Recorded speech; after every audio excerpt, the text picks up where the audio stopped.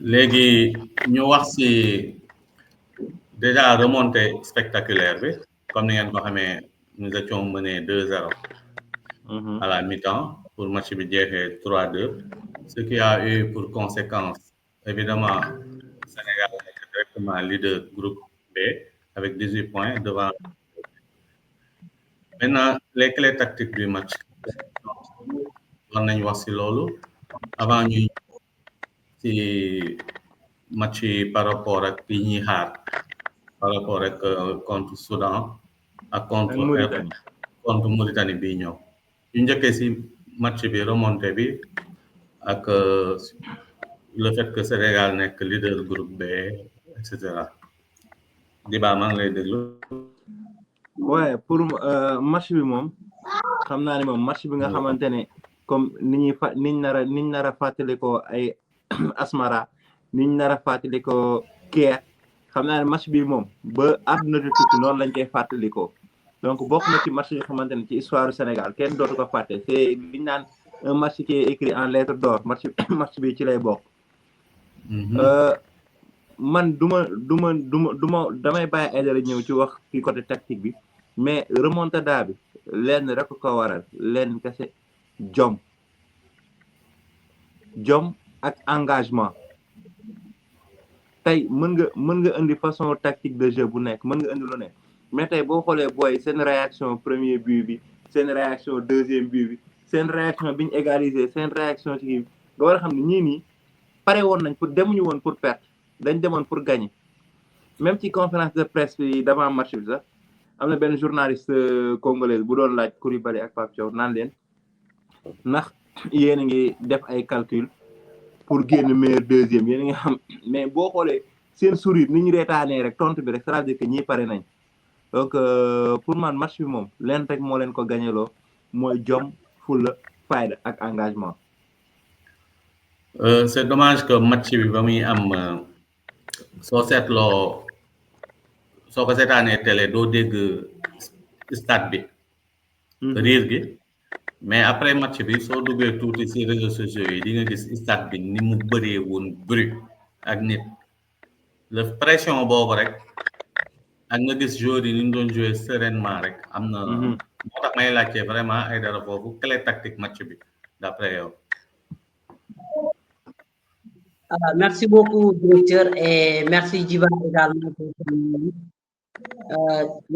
C'est bon, hein? Oui, c'est bon.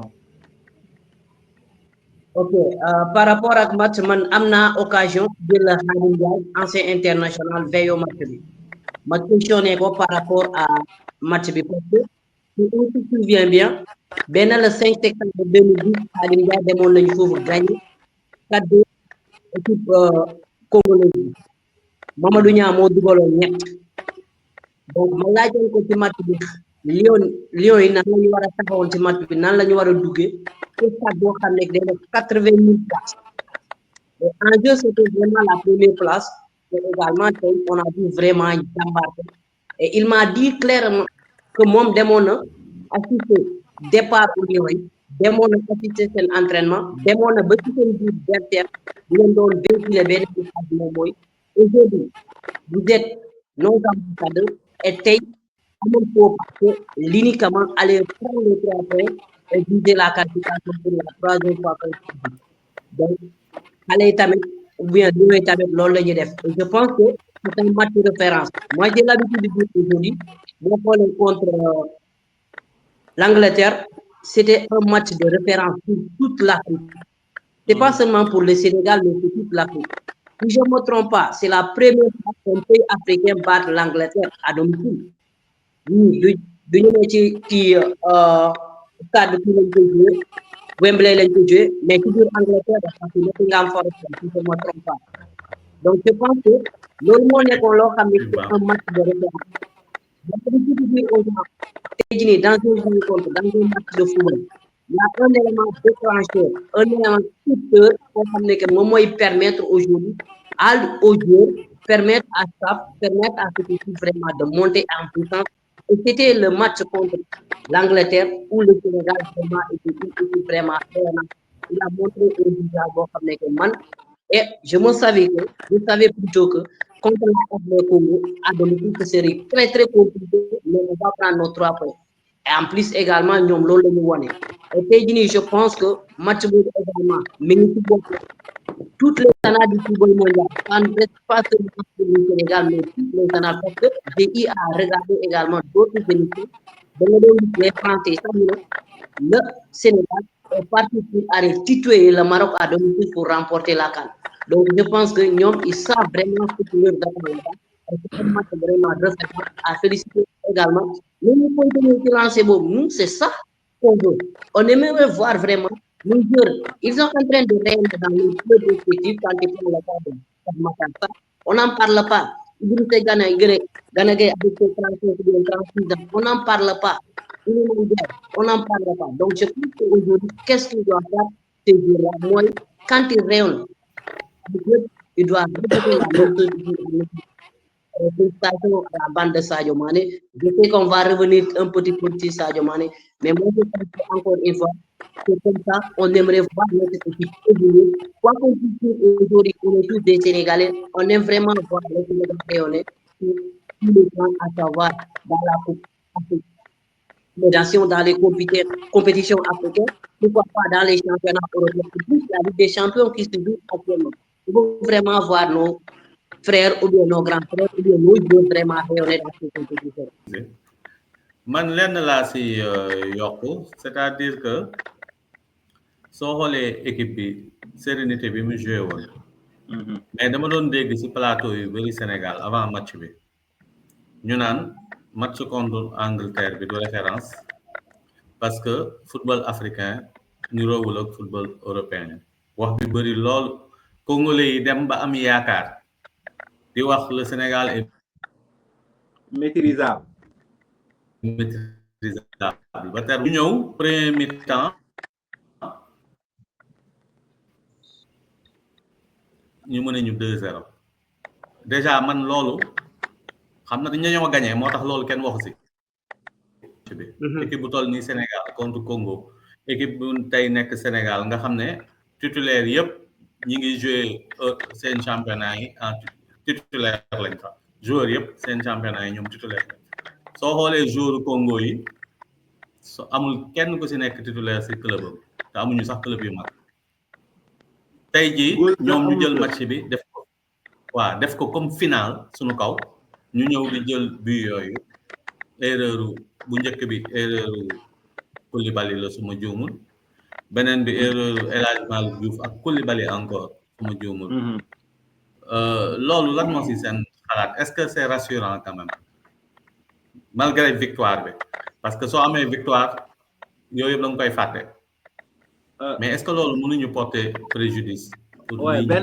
ben côté c'est des leçons à retenir surtout Sénégal point fort c'est pas le fait de marquer des buts mais Sénégal point fort moi c'est sa défense et ça dans toutes les catégories que ça soit U17 U20 équipe nationale féminine donc xawma nak nuñ ko liggéeyee mais suñu point fort mooy on a des équipes yoo xam duñ jël but les loolu li ko indi benn bi mooy l'absence de Moussa Niakhaté parce que Koulibaly donc on sait Koulibaly su nekk bu amee mouvement bu bëri même que ça soit clubam que ça soit équipe nationale il fait les mêmes erreurs donc tey amul woon complicité bu xamante ne am na entre moom aussi ak Abdoulaye Seck beneen bi mooy El Hadji Malick Diouf donc il a été submergé par le match xawma lan la xawma public bi la xawma lan la mais tey boo xoolee am na 3 actions yi xamante ne même chose comme deuxième bi yoo xamante ne waa ji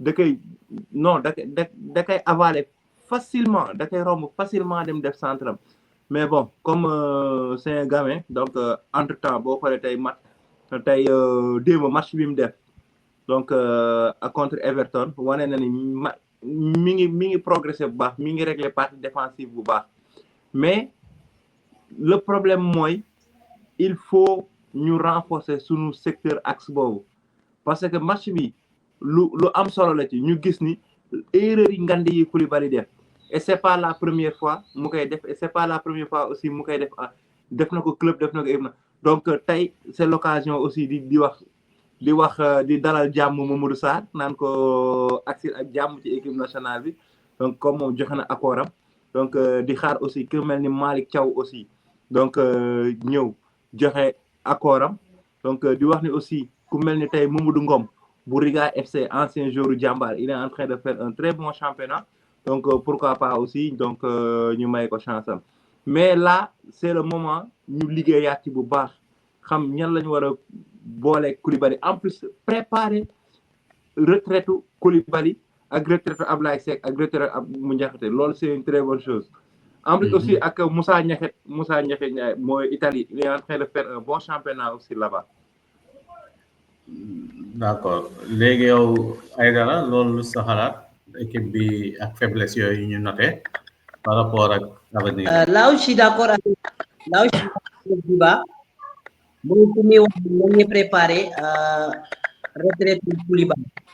Là où je suis d'accord avec lui et c'est très intéressant parce que dans une il faut déjà penser à la renouvellement de cette génération. On ne sait pas aujourd'hui, personne parmi nous, mais c'est bien beau aujourd'hui également d'essayer de penser de l'autre côté, de voir aujourd'hui. Au cas où Koulibaly n'est pas là, qui va être là à sa place? Essayer de vraiment commencer à dire aux autres, je commence à dire que toi et Koulibaly, non seulement grâce à son expérience, sa vivacité, sa technique. L'autre erreur par rapport à la défense, moi je suis totalement d'accord avec lui. Parce que RDC, Soudan, le Soudan à Dakar, ce n'était pas compliqué. Niakhaté Nekul, million de personnes, et pas Abdoulaye Seck était sur le banc. Et de l'autre côté, Akim Kosa, Nazmali Diouf a commis des erreurs, mais Khalidou Koulibaly dafa demoon pour toujours. Nazmali Diouf mu def saako boobu attaquant bi et c'est comme ça. Léegi, là où ça va devenir très important, dans une équipe, il faut qu'il y ait toujours des concurrents aujourd'hui. Tout le monde sait que l'équipe nationale du Sénégal, Khalidou actuellement, il est intouchable. Mais personne n'est dispensable dans une équipe de football.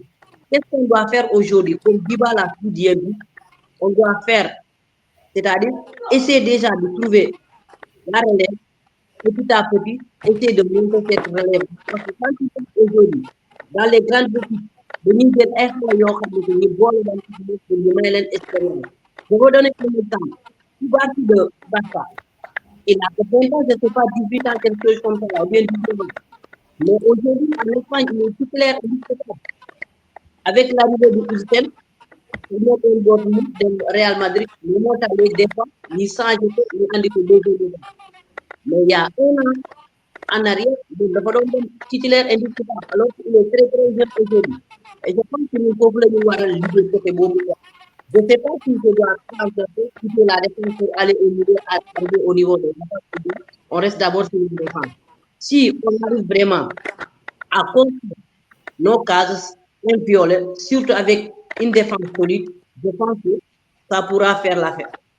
Si tu pars dans une compétition alors que tu n'as pas une défense, j'ai l'habitude de donner un exemple. Une défense, moi, excusez-moi, n'est-ce tout à moi, fondation. Fondation, bon, moi, yorker. Non. Bon, moi, yorker, déjà. Quand tu n'as pas une bonne fondation, c'est fini pour toi. Parce que, imagine-toi, on a R+2, R+3, R+4, alors que tout est bas, ni des whites. Des whites.